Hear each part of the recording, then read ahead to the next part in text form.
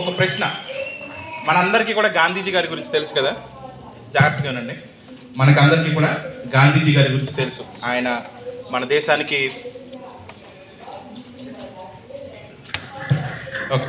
మన దేశానికి స్వాతంత్రాన్ని తీసుకొచ్చినటువంటి మరి స్వాతంత్ర సమరయోధుడని, అహింసావాదని, మరి ఆయన అహింసతో స్వాతంత్రాన్ని మన దేశానికి తీసుకొచ్చారని, ఇలాగ చాలా విషయాలు మనకు తెలుసు. అయితే గాంధీ గారు ఎంతమందికి తెలుసు? గాంధీ గారి గురించి మనందరికీ తెలుసు. గాంధీ గారు ఎంతమందికి తెలుసు అంటే, ఆయనతో మీకు ఎంతమందికి వ్యక్తిగతంగా పరిచయం ఉంది? ఎంతమందికి ఆయనతో మరి సన్నిహితమైనటువంటి సహవాసం ఉంది? ఎంతమందికి ఆయనతో సన్నిహితమైనటువంటి అనుభవం ఉంది? ఎవరికీ లేదు. మనకందరికీ గాంధీజీ గారి గురించి తెలుసు, కానీ గాంధీ గారు మనకు తెలియదు కదా. ఇప్పుడు ఇలాంటిదే ఇంకొక ప్రశ్న మిమ్మల్ని అడుగుతున్నాను. మనందరికీ కూడా దేవుని గురించి తెలుసు. దేవుడు చాలా మంచివాడని తెలుసు, దేవుడు చాలా దయగలవాడని తెలుసు, కృప కలిగినటువంటి వాడు అని తెలుసు. కానీ ఎంతమందికి వ్యక్తిగతంగా దేవుడు తెలుసు? రెండు ఒకటే కదా అని అనుకోవచ్చు మీరు, కానీ రెండు ఒకటి కాదు. ఒకటిగా అనిపిస్తుంది, కానీ రెండిట్లో చిన్న డిఫరెన్స్ ఉందన్నమాట. అదేంటంటే, దేవుని గురించి తెలుసుకోవాలంటే మనకి బోధకులు ఉన్నారు, పుస్తకాలు ఉన్నాయి, ఇంటర్నెట్ ఉంది. వీటిలోంచి మనము దేవుని గురించి తెలుసుకోవచ్చు. కానీ దేవునిని మనము తెలుసుకోవాలి అంటే దేవునితో మనకి వ్యక్తిగతంగా మరి ఒక సంబంధం ఉండాలి. దేవునితో వ్యక్తిగతమైనటువంటి సన్నిహితమైనటువంటి సహవాసము అనేది మనము కలిగి ఉండాలి. అలా ఉంటే దేవుడు తనని తాను మనకి బయలుపరుచుకుంటాడు, తన గురించినటువంటి ప్రత్యక్షత మనకిస్తాడు, తన గురించి మరి అర్థమయ్యేలాగా మనకు ఆయన తెలియచేస్తూ ఉంటాడు. కాబట్టి ఈ నేపథ్యంలో మరి కొన్ని వచనాలు మనం చదువుకుందాం. ఇందాక మనం చదువుకున్నటువంటి వాక్య భాగమే మత్తయి సువార్త 11వ అధ్యాయము 25 నుంచి 27వ వచనం వరకు ఒకసారి మరలా చదువుకుందాం. మత్తయి సువార్త 11వ అధ్యాయము 25వ వచనం నుంచి 27వ వచనం వరకు. అవును తండ్రి, ఇలాగు చేయడం నీ దృష్టికి అనుకూలమాయెను. అవును, సమస్తము నా తండ్రి చేత నాకు అప్పగింపబడి ఉన్నది. తండ్రి గాక ఎవడును కుమారుని ఎరుగడు, కుమారుడు గాకను కుమారుడు ఎవరికి ఆయనను బయలుపరచను ఉద్దేశించును వాడు గాకను మరి ఎవరికి తండ్రిని ఎరుగడు. 25వ వచనం కూడా ఒకసారి చదవండి బ్రదర్. ఆ సమయమున యేసు చెప్పినదేమనగా, తండ్రి ఆకాశమునకును భూమికి ప్రభువా, నీవు జ్ఞానులకును వివేకులకును ఈ సంగతులు మరుగు చేసి పశుబలులకు బయలుపరిచినావు, నేను స్తుతిస్తున్నానని చెప్పి ఇలాగ యేసు ప్రభువు చెప్తారు. ఇంకొక వచనం కూడా మనం చదువుదాం. యోహాను సువార్త 1వ అధ్యాయము 18వ వచనం. యోహాను సువార్త 1వ అధ్యాయము 18వ వచనం. ఎవడును ఎప్పుడైనాను దేవుని చూడలేదు. తండ్రి రొమ్మునున్న అద్వితీయ కుమారుడే ఆయనను బయలుపరిచను. ఇంకొక వచనం కూడా చదువుతాం బ్రదర్. 2వ కొరింథీ పత్రిక 4వ అధ్యాయము 5-6 వచనాలు. 2వ కొరింథీ పత్రిక 4వ అధ్యాయము. అంధకారములో నుండి వెలుగు ప్రకాశించును గాక అని పలికిన దేవుడే తన మహిమను గూర్చిన జ్ఞానమును యేసుక్రీస్తునందు వెల్లడిపరచుటకు మా హృదయములలో ప్రకాశించను. చాలండి. చూసారా, ఈ 3 వచనాలు మనకి చాలా దగ్గరగా కనిపిస్తూ ఉంటాయి. ఈ 3 వచనాల్లో కూడా యేసు ప్రభువారి యొక్క సహాయం లేకుండా తండ్రిని గురించి మనము తెలుసుకోవడం అనేది అసాధ్యం. ఈ యొక్క వచనాల్లో మరి ఉన్నటువంటి ఒక ప్రాముఖ్యమైనటువంటి పదం ఏంటంటే, మత్తయి సువార్తలో 27వ వచనం 11వ అధ్యాయం 27వ వచనంలో ఎరుగడు అనేటువంటి మరి పదానికి గ్రీక్లో, మీకు వినిపిస్తుంది కదా, నా వాయిస్ వినిపిస్తుంది కదా? ఓకే. సో గ్రీక్లో ఇచ్చినటువంటి పదం ఏంటంటే, అక్కడ ఎపిగినోస్కో అనేటువంటి పదాన్ని వాడారు. ఎపిగినోస్కో అంటే ఏంటంటే పూర్తిగా తెలియపరచబడుట, లేకపోతే పూర్తిగా దానిని తెలుసుకోవటం, సంపూర్ణమైనటువంటి మరి సంపూర్ణంగా ఒక విషయాన్ని గురించి మరి పూర్తిగా తెలుసుకోవడం అనమాట. డీపెస్ట్ ఇన్సైట్ అనమాట. ఇంటిమేట్ ఇంటిమసీ, డీప్ ఇంటిమసీ అని కూడా దాని గురించి చెప్పుకోవచ్చు. అలాగే కొరింథీ పత్రికలో మనం చదువుకున్నటువంటి మరి వచనంలో 4వ అధ్యాయం 5వ వచనంలో తన మహిమను గూర్చిన జ్ఞానమును మాకు బయలుపరచడానికి మా హృదయంలో యేసుక్రీస్తు ద్వారా ప్రకాశించినని పౌలు గారు చెప్పినటువంటి ఆ మాటలో మరి వాడినటువంటి పదం ఏంటంటే గ్నోసిస్ అంటే ఏంటంటే తెలుసుకోవటము అనేటువంటి పదాన్ని అక్కడ వాడారు. అలాగే యోహాను సువార్త 1వ అధ్యాయము 18వ వచనంలో మనం చదువుకున్నప్పుడు అద్వితీయ కుమారుడే తండ్రిని బయలుపరుస్తాడు అనే దానికి వాడిన పదం ఏంటంటే ఎక్సిగియోమై, అంటే క్షుణ్ణంగా వివరించుట, ఒక విషయాన్ని గురించి చాలా డీటెయిల్గా ఎక్స్ప్లెయిన్ చేయడం అనమాట. దీని నుంచే ఈ ఎక్సాగియోమై అనేటువంటి పదం నుంచి ఎక్సిజిసిస్ అనేటువంటి మరి పదం కూడా తీసుకుని వచ్చారు. అయితే ఈ యొక్క మరి పదాలు ఎందుకు మీకు చెప్తున్నానంటే, ఒక వ్యక్తి యొక్క జీవితంలో అనుభవాలతో దేవునిని తెలుసుకోవడం కంటే కూడా ఇది చాలా లోతైనటువంటి స్పష్టత కలిగి ఉండటమే దేవుని గురించి ఎరగటం అంటే. మళ్ళీ చెప్తున్నాను, ఒక వ్యక్తి జీవితంలో తన జీవితంలో దేవుడిచ్చినటువంటి అనుభవాల కంటే కూడా లోతైనటువంటి మరి స్పష్టత కలిగి ఉండాలి దేవుని గురించి మన యొక్క జీవితాల్లో. మనం అంటే దేవుని తెలుసుకోవడం అంటే ఆయనను గురించినటువంటి అవగాహన, ఆయనను గురించినటువంటి జ్ఞానము కలిగి ఉండటం మాత్రమే కాదు, కానీ ఆయనను గురించినటువంటి స్పష్టత మనకు ఉండాలి. ఆయన యొక్క స్వభావాన్ని గురించినటువంటి స్పష్టత మనకు ఉండాలి. ఆయన గురించినటువంటి ఒక నిశ్చయత మనకు ఉండాలి. ఆయనను గురించినటువంటి ఒక ఖచ్చితత్వం మనలో ఉండాలి. ఆయనను గురించి మనము రూఢిగా తెలుసుకోవాలన్నమాట. ఇంకా అందులో డౌట్ అనేది ఎంత మాత్రం కూడా ఉండకూడదు. 100% దేవుని విషయంలో మనకు ఎలాంటి విధమైనటువంటి డౌట్ అనేది ఎంత మాత్రం కూడా ఉండకూడదు. ఆయన యొక్క మరి సింపుల్గా చెప్పుకోవాలంటే దేవుని ఎరగటము, దేవుని తెలుసుకోవటము అంటే ఏంటి అంటే దేవుని యొక్క స్వభావాన్ని, దేవుని యొక్క నేచర్ని, దేవుని యొక్క క్యారెక్టర్ని మరి అది మనము గ్రహించటమే మరి ఆయనను తెలుసుకోవటం అంటే. అయితే ఇప్పుడు ఒక ప్రశ్న రావచ్చు, దేవుడు అనంతుడైనటువంటి దేవుడు, ఇన్ఫైనైట్ గాడ్ని పరిమితి కలిగినటువంటి మన యొక్క మరి మైండ్తో, అంటే మన యొక్క ఫైనైట్ మైండ్తో మరి మనము తెలుసుకోగలమా? ఒక ఫైనైట్ బీయింగ్, ఒక ఇన్ఫైనైట్ బీయింగ్ని తెలుసుకోవచ్చు అంటే అది ఎంత మాత్రం కూడా సాధ్యము కానే కాదు. మానవ పరంగా ఆలోచిస్తే అది ఎంత మాత్రం కూడా సాధ్యపడినటువంటి విషయం. ఎందుకంటే ఇన్ఫైనైట్ అనేటువంటి నెంబర్ని దాన్ని మనం డిఫైన్ చేయలేం. ఇన్ఫైనైట్ దాకా ఎందుకు? ఆకాశంలో ఎన్ని నక్షత్రాలు ఉన్నాయంటే లెక్క పెట్టలేని నక్షత్రాలు ఉంటాయి అని మనం చెప్తాం. కానీ బైబిల్ దాని గురించి ఏం చెప్తుందో తెలుసా? ఆయనకు నక్షత్రాల సంఖ్య తెలుసు, వాటికన్నిటికీ పేర్లు పెట్టి ఆయన పిలుస్తున్నాడు. మనకు తెలిసిన పేర్లు కనుక ఒక పేజీ మీద మనం రాస్తే ఒక 1000 పేర్లు తెలుసు అనుకుందాం, లేకపోతే ఒక 100 పేర్లు తెలుసు అనుకుందాం. ఆ 100 పేర్లో ఎన్ని రిపిటేషన్స్ ఉంటాయి? చాలా రిపిటేషన్స్ ఉంటాయి. కానీ దేవుడు అలా కాదు. దేవునికి నక్షత్రాల సంఖ్య ఖచ్చితంగా తెలుసు. ఇన్ఫైనైట్ స్టార్స్ అని మనం చెప్తాం, కానీ దేవునికి ఆ సంఖ్య తెలుసు.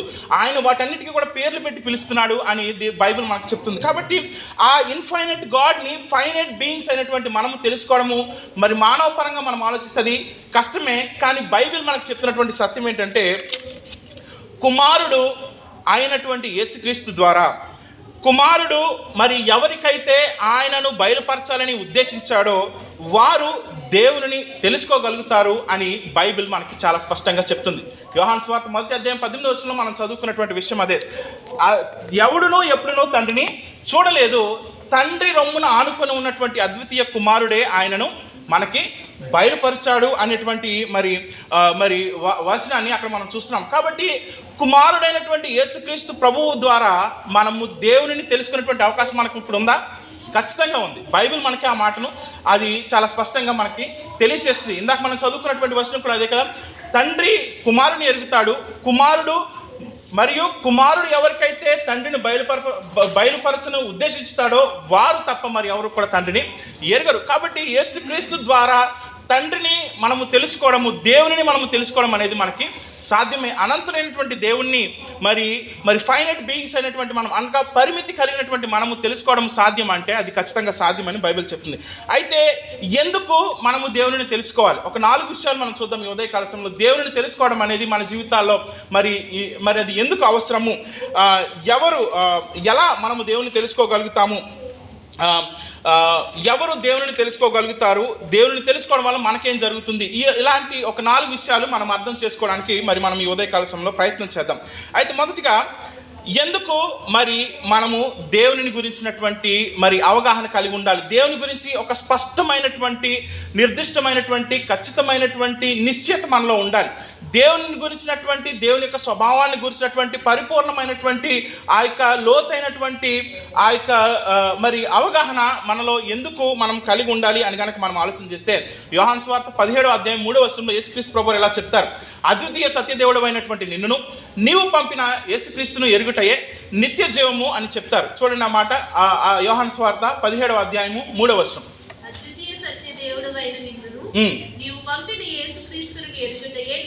హల్లెలూయా. చూడండి, మనుషులందరికీ కూడా ఆత్మ అనేది ఉంది. మనం చనిపోయిన తర్వాత ఏదో ఒక నిత్యత్వంలోనికి మనం వెళ్ళాలి. ఆ నిత్యత్వం ఏంటంటే, ఒకటి దేవుడు ఉండేటువంటి నిత్య రాజ్యము, లేదా దేవుడు లేనటువంటి నిత్య నరకం. ఇక్కడ బైబిల్ మనకు చెప్తుంది, యేసుక్రీస్తు ప్రభువారు ఆయన సొంత మాటల్లో చెప్తున్నారు, అద్వితీయ సత్యదేవుడు అయినటువంటి నిన్నును నీవు పంపిన యేసుక్రీస్తును ఎరుగటయే నిత్య జీవము అని చెప్తున్నారు. అనగా మనకి నిత్య జీవము కావాలి అని కనుక మనము కోరుకున్నట్లయితే మనము యేసుక్రీస్తు ద్వారా తండ్రిని తెలుసుకోవాల్సినటువంటి అవసరం ఎంతైనా కూడా మన జీవితాల్లో ఉంది. యేసుక్రీస్తు ద్వారా తండ్రిని కనుక మనం తెలుసుకోకపోయినట్లయితే మనము నిత్య జీవాన్ని పొందుకుంటామంటే ఎంత మాత్రం కూడా మనము పొందుకోలేము. కాబట్టి మనము ఏదైనా ఒక వస్తువు కొనేటప్పుడు దాని గురించి ఎంత రీసెర్చ్ చేస్తాం, ఒక ఇల్లు కొనేటప్పుడు కానీ, ఒక స్థలాన్ని మనం కొనేటప్పుడు కానీ దాని గురించి ఎంత మనం ఎంక్వైరీ చేస్తాం, అది మరి మనకి అక్కడ మరి సరైనటువంటి రేటుగా మనకు అది దొరుకుతుందా, దాన్ని కొనుక్కోవడం వల్ల మనకి లాభమా, మనకి నష్టమా, ఒకవేళ నేను ఈ వస్తువు కొంటే ఆ వస్తువు నాకు ఎన్ని సంవత్సరాలు పనిచేస్తుంది, ఇలాగున మరి మనము దాని గురించి రీసెర్చ్ చేసి అందరిని అడిగి 2-3 ఎంక్వైరీలు చేసి అది ఓకే మనకి కొనుక్కుంటే ఇది మనకి చాలా ఉపయోగము అని అనుకుంటే తప్ప దాన్ని మనము ఖరీదు చేయం. అలాంటిది మరి నిత్య రాజ్యములో నిరంతరము దేవునితో ఉండాలి అంటే ఆ రాజ్యం గురించి, ఆ రాజ్యాన్ని పరిపాలించేటువంటి రాజుని గురించి మరి మనము తెలుసుకోవాలి కదా. ఖచ్చితంగా మనము తెలుసుకోవాల్సిన అవసరత ఎంతైనా కూడా ఉంది. కానీ మరి దాన్ని ఎవరు తెలియజేస్తారు మనకి? ఎవరు దాని గురించి మనకు తెలియజేస్తారంటే అది కేవలము యేసుక్రీస్తు ప్రభువారు మాత్రమే తెలియచేస్తారు. ఎందుకంటే ఇందాక మనం చదువుకున్నాం కదా, తండ్రి రొమ్మునున్నటువంటి అద్వితీయ కుమారుడే ఆయనను మనకు బయలుపరిచాడు. ఆ నిత్య రాజ్యమును గురించి, ఆ రాజ్యములో మరి అక్కడ ఉండేటువంటి పరిస్థితుల గురించి మరి యేసుక్రీస్తు ప్రభువారే మరి మనకు ఆయన బయలుపరుస్తారు తప్ప మరి ఎవరు కూడా దాని గురించి మనకు తెలియచేసేటువంటి అవకాశము ఎంత మాత్రం కూడా లేనేలేదు. కాబట్టి ఎందుకు మనము దేవుని గురించి తెలుసుకోవాలి అంటే ఆయనతో పాటుగా మనము నిరంతరము జీవించాలి, ఆయనతో పాటు మనం నిత్యత్వంలో నివసించాలి అంటే ఆయన గురించి మనము ఇక్కడ ఈ లోకంలోనే మనము తెలుసుకోవాలి. కానీ మనం చనిపోయిన తర్వాత అక్కడికి వెళ్ళి తెలుసుకుందాం అనుకుంటే అది ఎంత మాత్రం కూడా సాధ్యపడదు. కాబట్టి ఇక్కడే ఈ లోకంలో మనం ఉండగానే ఆయనను గురించి, ఆయన యొక్క నిత్య రాజ్యాన్ని గురించి మనము పూర్తిగా తెలుసుకోవాలి. అరకొరగా తెలుసుకోవడం కాదు, స్పష్టంగా దాని గురించి మనము తెలుసుకోవాలి. అయితే ఇప్పుడు వచ్చేటువంటి ప్రశ్న, ఎలా దాని గురించి తెలుస్తుంది, ఎలా మనము ఆ నిత్య రాజ్యాన్ని గురించి స్పష్టంగా తెలుసుకోగలుగుతాం అని కనుక మీరు ఆలోచన చేసినట్లయితే దానికి ఒకటే ఆన్సర్, ఆయనతో మనము సమయము గడపాలి. ఈ యొక్క మెసేజ్ నేను ప్రిపేర్ అయిపోయిన తర్వాత మరి ఒక రీల్ నేను చూడడం జరిగింది. ఆయన ఈ పేరు మీకు ఇంతకుముందు కూడా చెప్పాను. ఆయన పేరు పీటర్ శామ్యూల్. ఆయన చందనగర్లో ఉంటారు. ఆయన మరి తన ప్రసంగంలో ఈ మాట చెప్తున్నారు అనమాట. ఆయన ఏం చెప్పారంటే, ఒకవేళ మనకంటే ఒక ఉన్నతమైనటువంటి స్థితిలో ఉన్నటువంటి ఒక వ్యక్తిని కలవడానికి మనం వెళ్తున్నప్పుడు మన గురించి ఆయన టైం అడ్జస్ట్ చేసుకు, ఆయన మాట ఉన్నట్టుగా చెప్తున్నాను, మన గురించి ఆయన టైం అడ్జస్ట్ చేసుకుంటాడా, ఆయన గురించి మనం టైం అడ్జస్ట్ చేసుకుంటామా? మనమే టైం అడ్జస్ట్ చేసుకుంటాం కదా. మనమే టైం అడ్జస్ట్ చేసుకుని ఆయనకి కనుక్కుని ఆయనకి ఫోన్ చేసి, అయ్యా మీరు ఏ సమయానికి ఖాళీగా ఉంటారు మీరు చెప్పండి, ఆ సమయానికి నేను వచ్చి మిమ్మల్ని కలుస్తాను, మీతో మాట్లాడతానని ముందుగానే ఆయన యొక్క మరి అపాయింట్మెంట్ కానీ ఆయన యొక్క పర్మిషన్ కానీ మనం తీసుకుంటాం.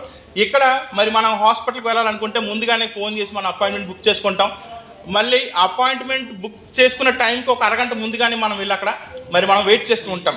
కానీ దేవునితో మరి మనం గడిపే సమయం విషయంలో మనం ఎలా చేస్తామా?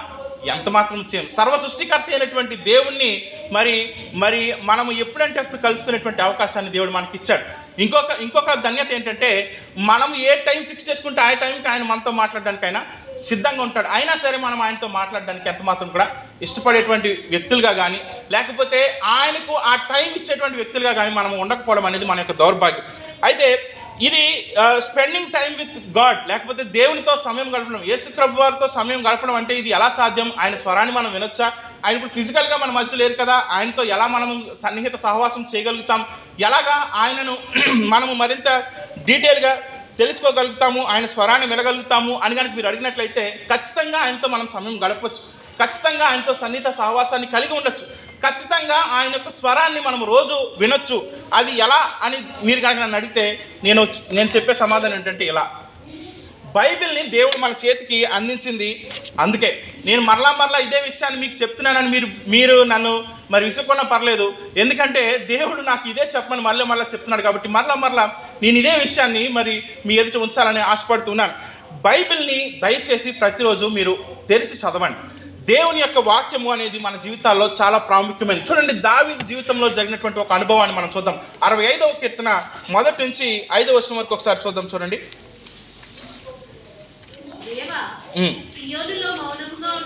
కాదు 63వ కీర్తన 63వ కీర్తన.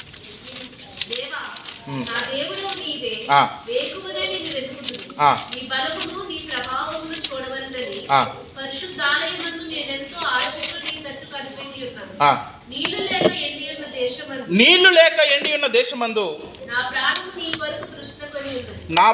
నీ కొరకు తృష్ణకొని ఉన్నది. నీ మీది ఆశ చేత నిన్ను చూడవలనని నా శరీరము కృషించుచున్నది. నీ కృప జీవము కంటే ఉత్తమము. నా పెదవులు నిన్ను స్తుతించును. నా మంచము మీద నిన్ను జ్ఞాపకం చేసుకుని రాత్రి జాములు యందు నిన్ను ధ్యానించినప్పుడు ప్రభు మెదడు నాకు దొరికినట్లుగా నా ప్రాణము తృప్తి పొందుచున్నది. ఉత్సహించు పెదవులతో నా నోరు నిన్ను గూర్చి గానము చేయుచున్నది. ఈ యొక్క కీర్తన రాసేటప్పుడు దావీదు ఎక్కడున్నాడు తెలుసా? ప్యాలెస్లో లేడు. ఈ కీర్తన రాసేటప్పుడు దావీదు యోధా అరణ్యంలో ఆయన ఉన్నాడు. యోధా అరణ్యంలో దావీదు ఉండి మరి అక్కడ తాను దేవుని ఎంతగా కోరుకుంటున్నాడు చూడండి. అక్కడ తన పరిస్థితి ఎలా ఉందో కూడా దావీదు చెప్తున్నాడు. నీళ్లు లేక ఎండి ఉన్న దేశమందు నా ప్రాణము నీ కొరకు తృష్ణగొనుచున్నది అని దావీదు చెప్తున్నాడు. అక్కడ తాగడానికి నీళ్లు లేవు. దావీదు దేవుడికి ప్రార్థన చేసి, ప్రభువా నాకు నీళ్లు పంపించు అని అడగొచ్చు, నాకు ఆహారం పంపించు అని దావీదు అడగొచ్చు, దాంట్లో తప్పేం లేదు. అయితే దావీదు ఏం కోరుకుంటున్నాడు? నీళ్లు లేక ఎండి ఉన్న దేశమందు ఆయన ప్రాణం ఎవరి కొరకు తృష్ణగొనుచుందంట? దేవుని కొరకు నా ప్రాణము తృష్ణగొనుచున్నది. నీ మీద ఆశ చేత నిన్ను చూడవలనని నా శరీరము కృషించుచున్నది అని దావీదు దేవుని అడుగుతున్నాడు. ప్రభా నిన్ను చూడాలని నాకు కోరిక కలుగుతుంది, నిన్ను చూడాలని నా ప్రాణం తహతహలాడుతుంది, ప్రభా నాతో మాట్లాడవా అని దావీదు దేవుణ్ణి అడుగుతున్నాడు. కానీ అక్కడ ఉన్నటువంటి పరిస్థితి నీళ్లు లేక ఆ దేశం అంతా కూడా ఎండిపోయింది. అరణ్యములో ఉండి దావీదు ఇలాగ దేవునికి ప్రార్థన చేస్తాను. ఇంకొంచెం కిందకు వచ్చినట్లయితే మరి 5వ వచనంలో అంటాడు, 4వ వచనంలో నా మంచము మీద నేను నిన్ను జ్ఞాపకం చేసుకున్నప్పుడు రాత్రి జాములు యందు నిన్ను ధ్యానించినప్పుడు క్రొవ్వు మెదడు నాకు దొరికినట్లుగా నా ప్రాణము తృప్తి పొందుతున్నది. మరి ఆ మెదడు ఏ జీవితం మనకు తెలియదు, కానీ ఆ యొక్క మెదడు ఇచ్చినటువంటి తృప్తి దావీదుకి ఎప్పుడు దొరుకుతుందంట? దేవుని గురించినటువంటి ధ్యానము ఆయన చేస్తున్నప్పుడు, రాత్రి జాములు యందు నా మంచం మీద పడుకొని నేను నిన్ను జ్ఞాపకం చేసుకుంటున్నప్పుడు, నిన్ను గురించి ధ్యానం చేస్తున్నప్పుడు నా ప్రాణము అది ఎలా ఉందంట? క్రొవ్వు మెదడు దొరికినట్లుగా నా ప్రాణము తృప్తి పొందుతుంది. అంతగా నా ప్రాణము మరి నిన్ను జ్ఞాపకం చేసుకుంటున్నప్పుడు, నీ గురించి ధ్యానం చేస్తున్నప్పుడు మరి నా యొక్క మరి ప్రాణము అంతగా తృప్తి పొందుతుంది. ప్రభువా నిన్ను ఇంతగా నేను కోరుకుంటున్నాను నా జీవితంలో అని దావీదు మరి యోధా అరణ్యంలో ఉన్నప్పుడు ఆ మాట పలుకుతున్నాడు. దేవుడు మనకి ఎన్ని ఫెసిలిటీస్ ఇచ్చాడు. మనకి చక్కటి గృహాలు ఇచ్చాడు, మరి ఉండటానికి ఇల్లు ఉంది, మనం పడుకోవడానికి మంచాలు ఉన్నాయి, మనం త్రాగడానికి నీళ్ళు ఉన్నాయి, తినడానికి ఆహారం ఉంది. ఇవన్నీ దేవుడు మనకు సమకూర్చాడు. అయినా సరే మనం దేవుని గురించి ధ్యానం చేయడానికి కానీ, దేవుని మాటలు చదవడానికి కానీ, మరి దేవుని సన్నిధిలో గడపడానికి కానీ మనం ఎంత మాత్రం కూడా ఇష్టపడకపోతే మరి మన యొక్క స్థితి ఏంటి అనేది మరి మనం ఆలోచించుకోవాలి.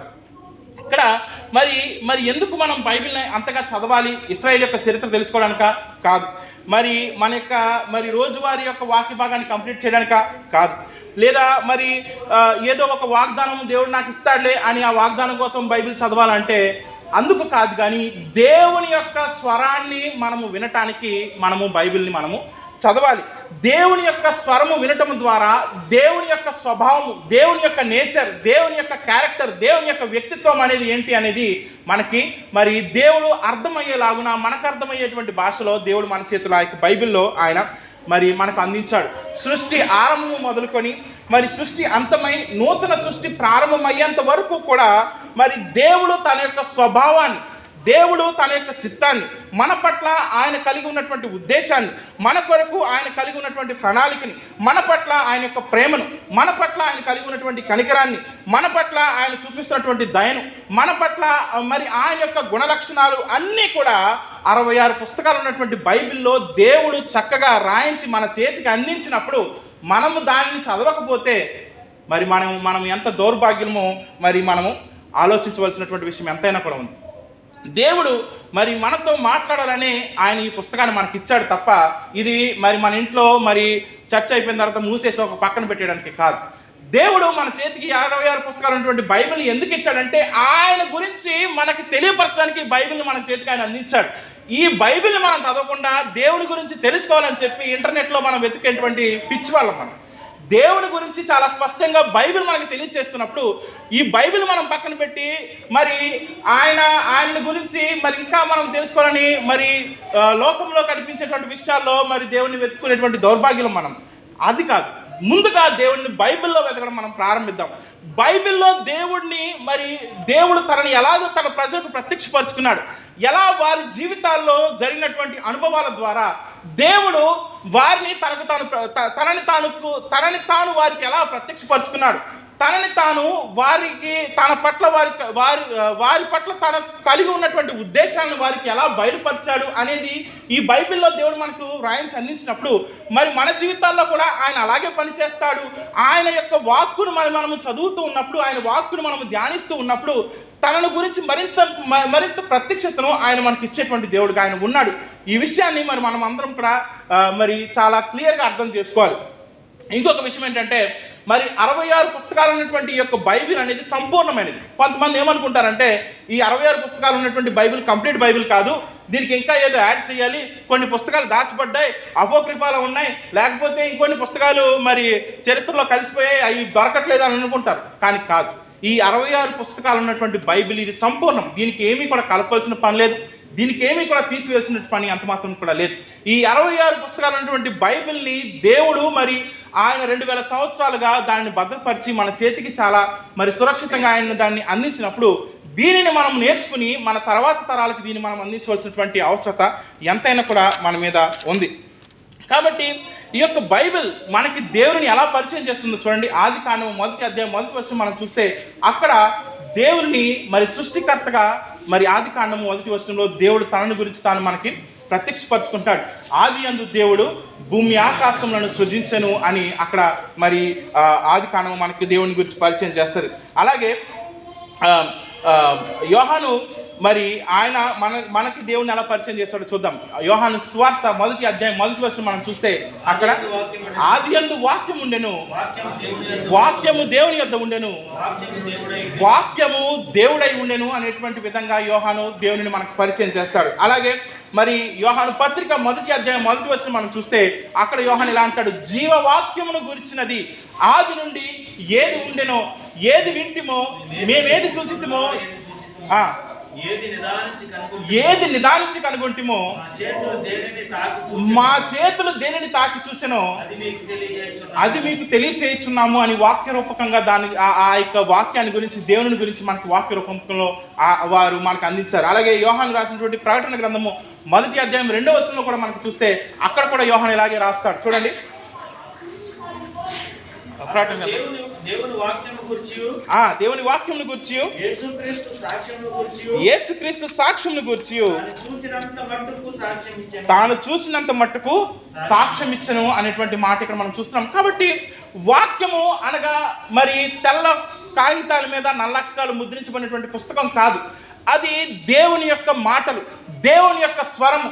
దేవుడు దానిని గ్రంథస్థం చేసి ఒక ఒక ఒక ఒక పుస్తకంగా చేసి దానిని మన చేతికి అందించాడు. కాబట్టి దానిని మరి మనం చదువుతూ ఉన్నప్పుడు మరి మనము దేవుని గురించి, దేవుని యొక్క స్వభావాన్ని గురించి, దేవుని యొక్క గుణలక్షణాల గురించి మనం ఇంకా ఇంకా ఇంకా ఇంకా మరి ఒక స్పష్టమైనటువంటి మరి లోతైనటువంటి మరి అవగాహనలోనికి, జ్ఞానంలోనికి దేవుడు మనను నడిపించేటువంటి వాడుగా ఆ యొక్క వాక్యాన్ని దేవుడు వినియోగించుకుంటాడు. హిస్టరీ టీవీ 18 అనేటువంటి ఒక ఇంగ్లీష్ ఛానల్లో మరి కొన్ని సంవత్సరాల క్రితము వారు ఒక డాక్యుమెంటరీ చేశారు. ఆ డాక్యుమెంటరీ దేని గురించి అంటే ప్రపంచ గమనాన్ని మార్చినటువంటి 101 వస్తువులు అనేటువంటి టైటిల్లో the things that 101 things that change the history of the world అనేటువంటి టైటిల్తో మరి ఒక డాక్యుమెంటరీ వారు చేశారు అనమాట. ఆ డాక్యుమెంటరీలో అనేక వస్తువులు వారు సెలెక్ట్ చేసుకున్నారు. అంటే హ్యూమన్ హిస్టరీలో చాలా ఇంపాక్ట్ చూపించేటువంటి వస్తువులు అనమాట. దాంట్లో వీల్ ఉంటుంది, దాంట్లో మరి టెలివిజన్ ఉంటుంది, మొబైల్ ఫోన్ ఉంటుంది, ఇవన్నీ కూడా మరి ఇలాంటి అనేక వస్తువులు ఉన్నాయి. సెకండ్ ప్లేస్కి వచ్చేటప్పటికి కంప్యూటర్ని వారు పెట్టారు. అంటే కంప్యూటరు మరి మనుషుల్ని చాలా ఎక్కువగా ప్రభావితం చేసింది, ప్రపంచాన్ని ఎక్కువగా ప్రభావితం చేసింది అని మరి చెప్పారు. నేను ఆసక్తితో చూస్తున్నాను అనమాట. ఫస్ట్ ప్లేస్లో ఏముంటుందా అని. ఫస్ట్ ప్లేస్లో ఏముంటుందో తెలిసిందా? ఫస్ట్ ప్లేస్లో వాళ్ళు పెట్టింది ద బైబిల్. ప్రపంచాన్ని ప్రభావితం చేసినటువంటి 101 వస్తువుల్లో మొట్టమొదటి స్థానాన్ని వారు బైబిల్కి ఇచ్చారు. అంటే ప్రపంచాన్ని బైబిల్ ఎంతగా ప్రభావితం చేసిందో చూడండి. ఈరోజు మనం అనుభవిస్తున్నటువంటి టెక్నాలజీకి మూలం ఏదైనా ఉంది అంటే అది బైబిల్ గ్రంథం మాత్రమే. ఎందుకంటే శాస్త్రవేత్తలు బైబిల్ చదవడం ద్వారానే అనేక విషయాలను వారు బయటికి తీసుకుని రాగలిగారు. అనేక విషయాలను, అనేక నూతనమైనటువంటి మరి ఆవిష్కరణలు వాళ్ళు చేయగలిగారు. కాబట్టి ఈ యొక్క మరి మనము అలాగ నూతనమైనటువంటి విషయాలు కనిపెట్టకపోయినా దేవునిని గురించి పూర్తిగా మనము తెలుసుకోవాల్సినటువంటి అవసరం ఎంతైనా కూడా మన జీవితాల్లో ఉంది. అలా మనము తెలుసుకోవాలి అంటే అది యేసుక్రీస్తు ప్రభువారి ద్వారా మాత్రమే సాధ్యం. అలా యేసుక్రీస్తు ప్రభువారి ద్వారా మనము మరి దాన్ని తెలుసుకోవాలంటే మరి బైబిల్తో మరి మనము సమయం గడపవలసినటువంటి అవసరం మన జీవితాల్లో ఎంతైనా కూడా ఉంది. కాబట్టి ప్రతి దినము కూడా మనకు బైబిల్ మనం తెరిచి బైబిల్తో మనం సమయం గడపడం ద్వారా దేవుని గురించి మనము ఇంకా ఇంకా తెలుసుకోగలుగుతాం. అయితే ఇప్పుడు వచ్చినటువంటి ప్రశ్న ఏంటంటే, ఎవరు మరి మరి దేవుని గురించి తెలుసుకోగలుగుతారు కదా? మరి మనం మొదటగా ఏం నేర్చుకున్నాం? ఎందుకు మరి దేవుని గురించి మనం అవగాహన కలిగి ఉండాలి, పూర్తిగా తెలుసుకోవాలని మనం నేర్చుకున్నాం. తర్వాత ఎలా మనం ఆయన గురించి తెలుసుకోవచ్చు అనే విషయాన్ని మనం నేర్చుకున్నాం. ఇప్పుడు మరి ఎవరు మరి ఆయన గురించి తెలుసుకోగలుగుతారు అని కనుక మనం ఆలోచన చేస్తే, ఇందాక మనం చదువుకున్నటువంటి మాటలు ఒకసారి మనం చదువుకుందాం. మత్తయి సువార్త 11వ అధ్యాయము 25వ వచనం ఒకసారి చదవండి. ఆ సమయమున యేసు చెప్పినదేమనగా, తండ్రి, ఆకాశమునకును భూమికిని ప్రభువా, నీవు జ్ఞానులకును వివేకులకును ఈ సంగతులు మరుగు చేసి పసిబాలురకు బయలుపరిచితివని నిన్ను స్తుతించుచున్నాను అని మరి యేసు ప్రభువారు మరి తండ్రిని స్తుతిస్తూ ఉన్నారు. ఎవరికి మరుగు చేశారంటే దేవుడు జ్ఞానులకు వివేకులకు ఈ సంగతులు మరుగు చేశాడంట. అయితే మీరు అనుకోవచ్చు, జ్ఞానులైనటువంటి వారికి మరి దీన్ని మరుగు చేసి పిల్లలకు బయలుపరిస్తే పిల్లలకి ఆ అవగాహన ఉన్నది కదా, పిల్లలు ఎలా తెలుసుకుంటారు అని మీరు అనుకోవచ్చు. కానీ ఇక్కడ మరి ఆయన మరి దీన్ని ఉపమానంగా ఆయన దీన్ని చెప్పారు. అంటే ఒక అలంకార రూపకంగా చెప్పారు. జ్ఞానులు వివేకులు అంటే ఎవరంటే మరి అంతా తమకే తెలుసు, తమకి ఇంకేమీ కూడా తెలుసుకోవాల్సిన అవసరం లేదు అని ఎవరైతే భావిస్తారో వారిని జ్ఞానులుగా వివేకులుగా చెప్పారు. అంటే వారిలో ఒక రకమైనటువంటి అహంకారం ఉంటుంది, వారిలో ఒక రకమైనటువంటి గర్వం ఉంటుంది అనమాట. అంటే వాళ్ళు బైబిల్ చదివేసి ఓకే ఇంతే కదా, దీని గురించి మనం పెద్దగా తెలుసుకోవాల్సిన అవసరం ఎంత మాత్రం కూడా లేదు అని అనుకునే వాళ్ళు జ్ఞానులు. ఆ సమయంలో అక్కడ ఉన్నటువంటి శాస్త్రులు, పరిసయ్యులు మరి వారు మరి ధర్మశాస్త్రాన్ని అంతా కూడా వారికే తెలుసు అనుకుని వారు దానిని ప్రజల మీద రుద్దేటువంటి ప్రయత్నం చేసేవారు. కానీ ఆ ధర్మశాస్త్రము చూపించేటువంటి యేసును వారు గుర్తించలేక పోయారు ఆ సమయంలో. అలాగే మరి ఇక్కడ పసిపిల్లలు ఎవరైతే తమను తాము తగ్గించుకుని దీనత్వంతో, విధేయతతో, వినయంతో దేవుని సన్నిధికి వచ్చి, ప్రభువా నేను నీ దగ్గర నుంచి పొందుకొని నేను సిద్ధంగా ఉన్నాను, నాతో మాట్లాడు అని ఎవరినైతే తమను తాము తగ్గించుకొని మరి దేవుని యొక్క వాక్యమైనటువంటి బైబిల్ దగ్గరికి వస్తారో వారికి మరి దేవుడు తన గురించి తాను ఏం చేస్తాడంటే ఆయన ప్రత్యక్షపరుచుకుంటాడు. అందుకే యేసు ప్రభువు అంటారు, జ్ఞానులకు వివేకులకు ఆ సంగతులు మరుగుపరిచి మరి ఎవరికి బయలుపరిచాడు? పసిపిల్లలకు దానిని ఆయన బయలుపరిచాడని యేసు ప్రభువు ఇక్కడ చెప్తున్నారు. దేవుని గురించి మనం తెలుసుకోవాలి అనేటువంటి మరి ఆలోచన కనుక మనకు ఉన్నట్లయితే, దేవుని గురించి మనం ఇంకా ఇంకా తెలుసుకోవాలి అనేటువంటి దాహము కనుక మనకి ఉన్నట్లయితే మరి మనలో ఉండవలసినటువంటి ఖచ్చితమైనటువంటి ఒక లక్షణం ఏంటంటే తగ్గింపు స్వభావం కావాలి, తగ్గింపు తనము మనకి కావాలి. దేవుని గురించి మనకు ఎంత తెలిసినా కూడా మరి ఇంకా ఇంకా ఇంకా ఇంకా కూడా అది చాలా తక్కువే. ఎందుకంటే దేవుడు అనంతుడైనటువంటి దేవుణ్ణి మరి మనము ఒక జీవితకాలం కాదు, మరి ఎన్ని జీవితకాలాలు మనం స్పెండ్ చేసినా కూడా ఆయన గురించి మనకు తెలుసుకోవడం అనేది అంత మాత్రం కూడా సాధ్యం కాదు. ఆయన ప్రతి దినము కూడా తన యొక్క ప్రత్యక్షతను మనకు ఇస్తూనే ఉంటాడు. ప్రతి దినము తన గురించి ఆయన కొత్తగా ఆయన మనకు మరి బయలుపరుచుకుంటూనే ఉంటాడు. ఒకవేళ ఆ విధంగా ఆయనను మనము రోజు కొత్తగా చూడలేకపోతే, ఒకవేళ ఆ విధంగా మనము రోజు దేవుని యొక్క వాక్యాన్ని కొత్తగా కనుక మనం అనిపించలేకపోతే మరి మనలో ఏదో ఒక లోపం ఉంది. దేవునిలో కాదు, మనలోనే ఏదో లోపం ఉంది. ఎందుకంటే దేవుడు ఎప్పటికప్పుడు తనను తాను నూతనంగా లేకపోతే కొత్తగా మనకు ఆయన మరి బయలుపరుచుకుంటూనే ఉంటాడు. మనము ఆ విధంగా దేవుని చూడవలసినటువంటి అవసరత ఎంతైనా కూడా ఉంది. మనలో చాలామంది బైబిల్ ఇప్పటి వరకు అనేక సార్లు చదివినటువంటి వారు, కానీ ఒక్కసారి మనం చదివినటువంటి పాయింట్ ఆఫ్ వ్యూలో మరలా అదే పుస్తకాన్ని మనం చదవం కదా. మనము చదివే ప్రతిసారి కూడా ఒక కొత్త విషయాన్ని దేవుడు మనకు చూపిస్తూ ఉంటాడు. మనము అదే వచనాన్ని ఒక 100 సార్లు చదివి ఉండొచ్చు, కానీ 101సారి చదివేటప్పుడు దేవుడు దానిలో నుంచి ఒక కొత్త విషయాన్ని చూపిస్తాడు. వచనం మారదు, పదాలు మారవు, అవే పదాలు అవే వచనం, కానీ దేవుని యొక్క ప్రత్యక్షత అనేది ఎప్పటికప్పుడు అది మారిపోతూనే ఉంటుంది. అలా చూడాలి అంటే మనకేం కావాలి? దీనత్వం కావాలి. పసి పిల్లలు ఎలాగైతే మరి మాట వినటానికి వారు మరి హంబుల్గా ఉంటారో అలాగే మనం కూడా ఏం చేయాలి? దేవుని మనము తెలుసుకోవడానికి, దేవుని గురించి మనం తెలుసుకోవడానికి మనం అలాంటి యొక్క మరి దీనత్వాన్ని మనం కలిగి ఉండాలి. ఇర్మియా గ్రంథంలో దేవుడు ఒక మాట చెప్తాడు ఇర్మియా ద్వారా. ఇర్మియా గ్రంథము 9వ అధ్యాయము 23-24 వచనాలు ఒకసారి చూద్దాం. చూడండి.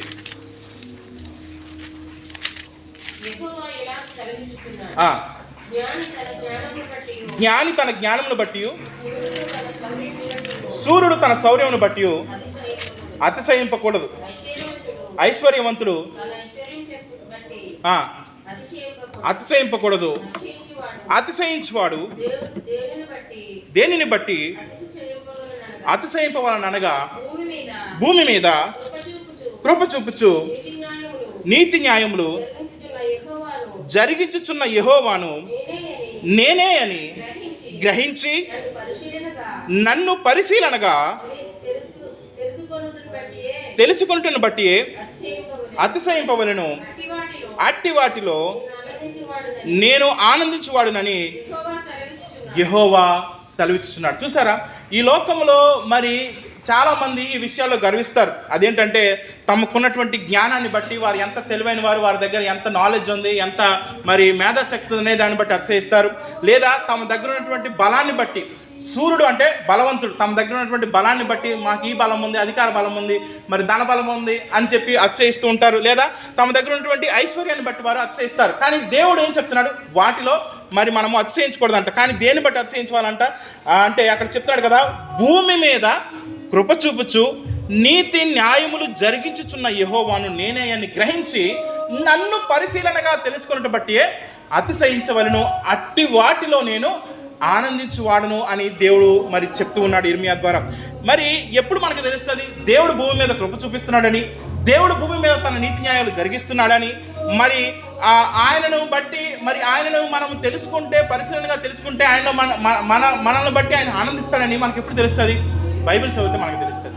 కాబట్టి దేవుని మనము తెలుసుకోవడానికి ఇష్టపడదాం. దేవుని మనం ఇంకా ఇంకా ఇంకా ఇంకా మరి నేర్చుకోవడానికి ఇష్టపడదాం. దేవుని గురించి మరి మనం ఇంకా ఎక్కువగా మరి మనం నేర్చుకోవాల్సినటువంటి విషయము మరి ఎంతైనా కూడా ఉంది అనే విషయాన్ని మనం అర్థం చేసుకున్నప్పుడు దేవుడు ఏం చేస్తాడంట? అట్టి వాటిలో ఆయన ఆనందించేటువంటి దేవుడిగా ఉన్నాడు. ఈ ఉదయకాల సమయంలో దేవుడు మన జీవితాన్ని చూసినప్పుడు మరి మనల్ని బట్టి ఆయన ఆనందిస్తున్నాడా లేదా అనేటువంటి విషయం మీకు నాకు మరి ఎవరికి వారు పర్సనల్గా మనం ఆలోచించుకోవాల్సినటువంటి అవసరము మరి మనకు ఉందనే విషయాన్ని మీకు జ్ఞాపకం చేస్తున్నాను. చివరిగా మనం చూస్తే మరి మనము ఈ విధంగా దేవుని గురించి మనము తెలుసుకుంటున్నప్పుడు మన జీవితాల్లో ఏం జరుగుతుంది అనేటువంటి విషయాన్ని మరి మనం ఇప్పుడు నేర్చుకుందాం. ఎప్పుడైతే మరి మనం ఈ విధంగా దేవుని గురించినటువంటి మరి స్పష్టమైనటువంటి జ్ఞానంలోనికి మరి మనం బైబిల్ ద్వారా నడిపించబడుతూ ఉంటామో, ఇంకా ఎక్కువగా దేవునితో మరి ఆ డీపెస్ట్ ఇంటిమసీలోనికి మనం వెళ్తామో, ఆ సన్నిహితమైనటువంటి సహవాసంలోనికి మనం వాక్యం ద్వారా వెళ్తామో, మన జీవితాల్లో జరిగేటువంటి విషయం ఏంటంటే దేవుని యొక్క గొప్పతనాన్ని మనం గ్రహిస్తూ ఉంటాం. దేవుని యొక్క గొప్పతనాన్ని ఎప్పుడైతే మనం గ్రహిస్తూ ఉంటామో మన యొక్క స్థితి ఎంత దౌర్భాగ్యమైనదో దేవుని ఎదుట మనకు అర్థమవుతూ ఉంటుంది. దేవుణ్ణి మనం ఇంకా ఇంకా ఇంకా ఇంకా ఉన్నతంగా చూస్తూనే ఉంటాము. మనము మరి దేవుని యొక్క మరి వాక్యము ద్వారా మనం ఇంకా ఎక్కువగా దేవుని గురించి తెలుసుకుంటూ ఉన్నప్పుడు మన జీవితాలు ఎంత దయనీయమైనటువంటి స్థితిలో ఉన్నాయి. మనల్ని దేవుడు మరి ఎంత దౌర్భాగ్యకరమైనటువంటి స్థితి నుంచి ఎంత ఉన్నతమైన స్థితిలోనికి ఆయన మనల్ని లేవనెత్తుతున్నాడు అనేటువంటి విషయము మరి మనకు అర్థమవుతూ ఉంటుంది.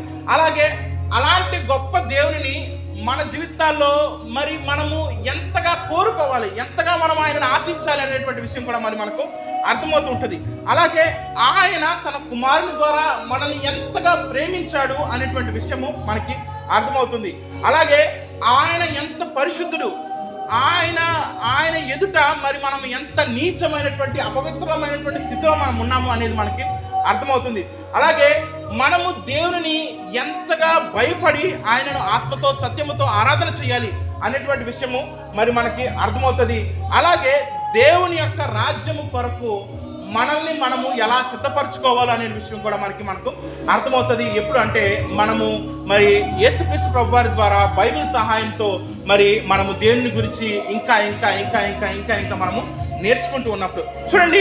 మరి ఇందాక మనం చదువుకున్నటువంటి వచనాల్లో మరి ఈ యొక్క విషయాన్ని మనం చూసాం కదా. దేవుడిని యేసు ప్రభువారు ఎలా పిలిచారు, ఆయన ఆకాశమునకును భూమికిని ప్రభువా అని ఆయనను మరి యేసు ప్రభువారు సంబోధించారు. ఆది కాండంలో కూడా మనము దేవుణ్ణి అలాగే చూస్తాం. ఆయనను సృష్టికర్తగా మరి బైబిల్ మనకు మరి పరిచయం చేస్తూ ఉంది. కాబట్టి ఈ యొక్క విశ్వాన్ని సృష్టించినటువంటి సృష్టికర్త అయినటువంటి దేవుడు, ఆయన విశ్వమంతటికి సార్వభౌముడు అనేటువంటి విషయము బైబిల్ మనకు తెలియజేస్తూ ఉంటుంది. ఆయన విశ్వమంతటికి సార్వభౌముడు అంటే ఆయన చేసినటువంటి ఈ సృష్టి ఏదైతే ఉందో ఆ సృష్టి ఆయన మాటకు లోబడుతూ ఉంది. ఆ సృష్టి ఆయన చెప్పినట్టుగా అది చేస్తూ ఉంది. సూర్యుడా నువ్వు ఇక్కడ ఉండు అంటే సూర్యుడు అక్కడ ఉన్నాడు. భూమి నువ్వు ఇటు తిరుగు అంటే భూమి అలా తిరుగుతుంది. నక్షత్రాల మీరు మార్గంలో వెళ్ళాలంటే నక్షత్రాల మార్గంలో వెళ్తున్నాయి. గ్రహాలకి దేవుడు ఏ కక్షనైతే నిర్మించాడో, ఏ ఆర్బిట్ అయితే నిర్మించాడో ఆ ఆర్బిట్ లో మరి గ్రహాలు భ్రమణం చేస్తూ ఉన్నాయి. కానీ దేవుని చేత దేవుని పోలికలో సృష్టించబడినటువంటి మనము దేవుని మాటకు లోబడలేకపోతున్నాం. దేవుని మాటకి మరి పూర్తి విధేయత మనం చూపించలేకపోతున్నాం.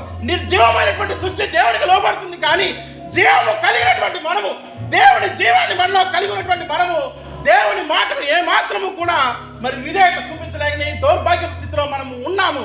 ఈ ఉదయకాల సమయంలో మరి ఎంత దౌర్భాగ్యం మనం. దేవుడు తన జీవాన్ని మనలో నింపాడు, తన ఊపిరి మనకిచ్చాడు, దేవుని పోలికలో మనం సృష్టించుకున్నాడు, ఆయన స్వరక్తం ఇచ్చి మనల్ని కొనుక్కున్నాడు, ఆయన యొక్క రక్షణను మనం తీసుకుని వచ్చాడు. నా గురించి తెలుసుకోండి అని చెప్పి బైబిల్ మన చేతిలో పెడితే మనం బైబిల్ తెరవకపోతే మనం ఎంత దౌర్భాగ్యం. ఈ విషయాన్ని మరి మనం చాలా సీరియస్గా మరి ఆలోచించాలండి. ఎందుకంటే దేవునికి రాకడ చాలా సమీపంగా ఉంది.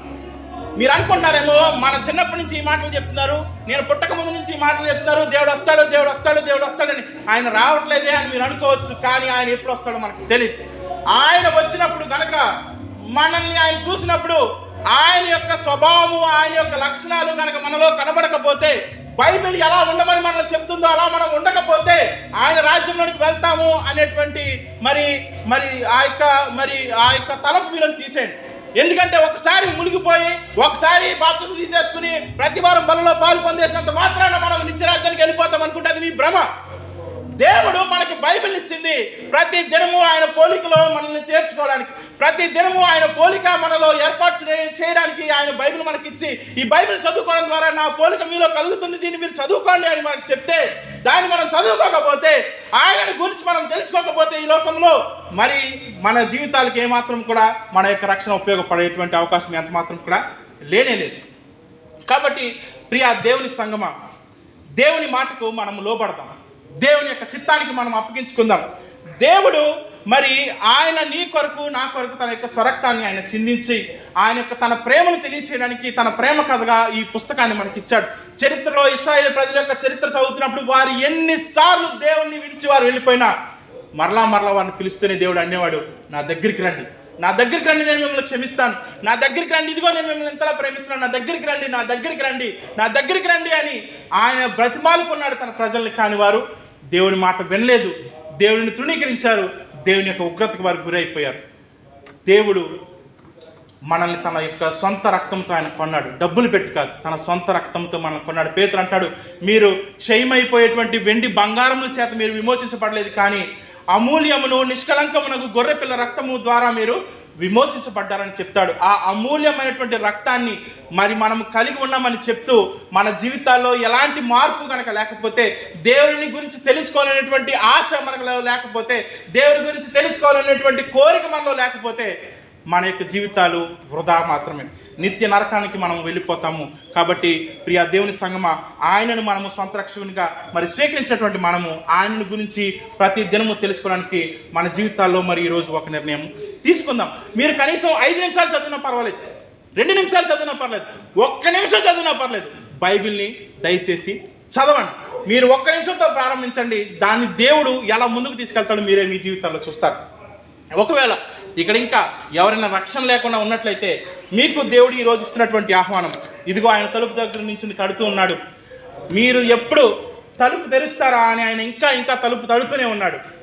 మీరు గనక తలుపు తెరిచి ఆయనను మీ హృదయంలోనికి ఆహ్వానించి మీరు ఆయన యొక్క అధికార మిమ్మల్ని మీరు అప్పగించుకున్నట్లయితే మీ జీవితానికి ప్రభువుగా ఉండటానికి ఆయన మరి సిద్ధంగా ఉన్నాడు. మిమ్మల్ని మీరు ఆయనకు అప్పగించుకుంటారా, లేదా ఇంకా సమయం ఉందిలే తర్వాత ఆలోచిద్దాంలే అని కనుక మీరు అనుకున్నట్లయితే సమయం లేదు.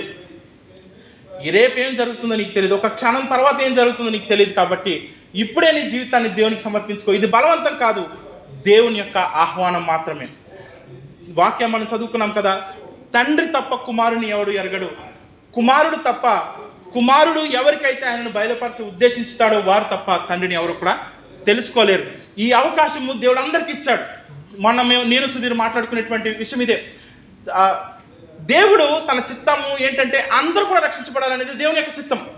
కానీ మన దౌర్భాగ్యం ఏంటంటే దేవుని యొక్క చిత్తానికి మనం లోపడకుండా మనంతట మనమే మన స్వంత మరి ఎంపికతో నిత్య నరకానికి మనం వెళ్ళిపోతున్నాం. దేవుడు నరకాన్ని సృష్టించినది మానవుల కోసం ఎంత మాత్రం కూడా కాదు. తన మీద తిరుగుబాటు చేసి పడిపోయినటువంటి దేవదూతల కోసము, సాతాను కోసము దేవుడు నరకాన్ని సిద్ధపరిచాడు. కానీ ఆయన పోలికలో చేయబడినటువంటి మనుషుల కోసం దేవుడు నరకాన్ని సృష్టించలేదు. ఒకవేళ దేవుని చిత్తాన్ని కనుక మనం తృణీకరిస్తే నిత్య నరకంలో మనం నిరంతరము కూడా కాలవలసిందే. కాబట్టి మనము ప్రతిదినము మనకి జీవితాల్లో మరి దేవుని యొక్క మరి రక్షణను మనం కాపాడుకుందాం. అలా కాపాడుకోవాలంటే దేవుని గురించినటువంటి, దేవుని యొక్క స్వభావం గురించినటువంటి సంపూర్ణమైనటువంటి అవగాహన మనలో కలిగి ఉండాలి. అలా కలిగి ఉండాలంటే వాక్యము తప్ప, బైబిల్ తప్ప మనకు వేరే మార్గం ఏది కూడా ఎంత మాత్రం కూడా లేదనే విషయాన్ని ఉదయకాల సమయంలో మీకు జ్ఞాపకం చేస్తున్నాను. కాబట్టి ప్రతిదినము దేవుని గురించి, దేవుని యొక్క స్వభావం గురించి మనం తెలుసుకుందాం.